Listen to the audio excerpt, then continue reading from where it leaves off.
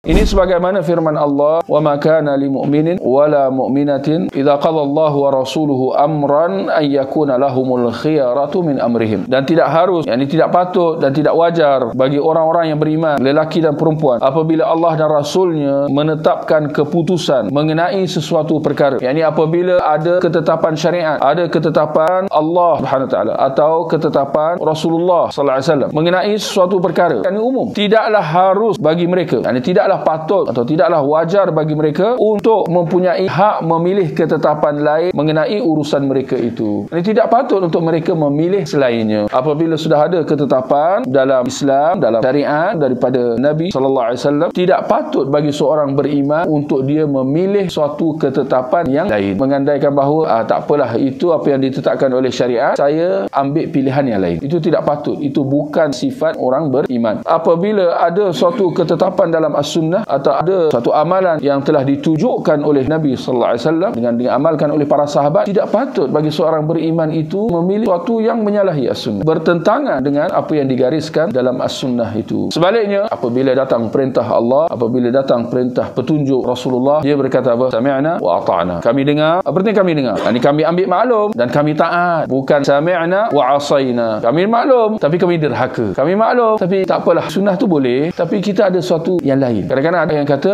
ya betul, ini sunnah, tapi yang kita buat ni, kita nak cantikkan lagi sunnah. Ya benar, ini menyalahi sunnah dan ini bid'ah, tapi ini bid'ah hasanah. Perkataan yang keliru, bahkan tidak patut, tidak wajar. Ini antara kekeliruan yang ada di luar sana. Dan seorang tu barangkali dia mengungkapkannya dengan penuh tenang, lagi yakin. Dia mengaku bahawa sunnah Nabi tak macam ni, bahkan mengaku bid'ah. Tinggal lagi dia membolehkan perbuatan bid'ahnya itu dengan menambah satu perkataan yang pada dia mencantikkannya, yang padanya membolehkan perbuatan bid'ahnya itu, dengan dia berkata apa? Ini bid'ah hasanah. Sedangkan Nabi SAW mengatakan, wa iyyakum wa muhdatsatil umur, dan berhati-hatilah kamu daripada perbuatan-perbuatan yang baharu, perkara-perkara baharu dalam agama. Dan dalam hadis yang lain kata Nabi SAW, wa kullu bid'atin dhalalah, dan semua bid'ah itu sesat. Demikian sabda Nabi SAW. Tetapi tuan-tuan pun sedia maklum, entah macam mana datang kekeliruan, boleh pula mereka memperbetulkan kenyataan daripada Nabi SAW itu sendiri dengan mereka mengatakan, tidak, bukan begitu, bukan semua bid'ah itu sesat, bahkan ada yang tidak sesat. Yang katakan semua bid'ah itu sesat siapa? Nabi SAW dalam hadis yang sahih. Tapi mereka membetulkan kenyataan itu, mengatakan kenyataan seperti itu tidak tepat, bahkan ada bid'ah yang tidak sesat, bahkan bid'ah yang bagus, yang cantik, yang mereka namakan sebagai bid'ah hasanah. Sedangkan dalam hadis Bukhari dan Muslim kata Nabi SAW, man ahdath fi amrina hadha ma laysa minhu fahuwa rad. Barang siapa yang mengada-adakan suatu perkara yang tidak ada dalam urusan kita ini, maka ia adalah tertolak. Dalam hadis yang lain kata Nabi sallallahu alaihi wasallam, man amila amalan laisa alaihi amruna fahuwa rad. Barang siapa yang mengamalkan suatu amalan yang tidak menepati cara kami, maka ia adalah tertolak. Tidak ada pula Nabi sallallahu alaihi wasallam membezakan sama ada perkara baharu yang diadakan itu cantik atau tidak, bagus atau tidak. Sebaliknya, Nabi mengkategorikannya semua dengan satu hukum. Suatu perkara yang diadakan, suatu perkara baharu, inovasi, pokok tambah dalam agama yang tidak menepati sunnah Nabi sallallahu alaihi wasallam, maka ia adalah tertolak, kata Nabi sallallahu alaihi wasallam.